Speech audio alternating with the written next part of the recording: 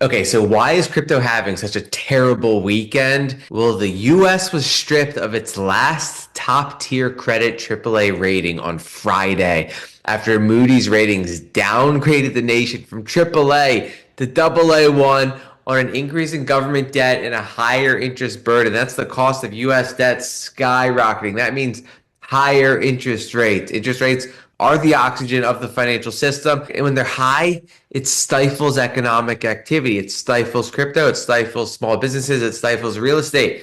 So again, eventually this stuff gets resolved. Currencies get debased. High quality assets skyrocket. And that's why we stay on top of exponential trends in this breakthrough technology. For instance, Bittensor Tau has multiple subnets. Here's one of them, Tau hash subnet 14.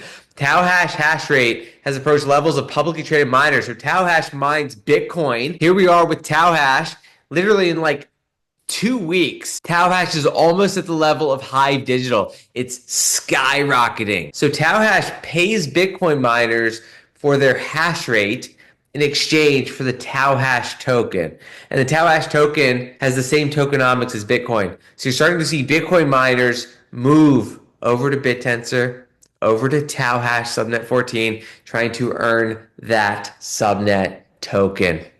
And so Tau hash is just starting to climb. It just got started. Now, when is the world going to wake up to Bittensor subnets? Well, the infrastructure to enable other massive communities to start pouring capital into these subnets is just being launched. Layer 0 is live on Bittensor. With this integration, every ERC20 asset on Bittensor's EVM can now expand natively to any of the 130 plus chains Layer 0 supports today. So now all of a sudden, 130 plus chains have access to Bittensor subnets. These are exponential trends. Another exponential trend is the chasing of BTC.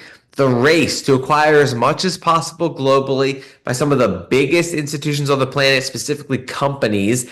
Al Abraj has become the first public company in the Middle East to implement a strategic Bitcoin treasury. It's happening so fast, it's hard to keep track of. There's one company in the Middle East. Then we have Basel Medical Group planning $1 billion Bitcoin acquisition to diversify treasury and support Asia expansion. That's a $1 billion Bitcoin acquisition.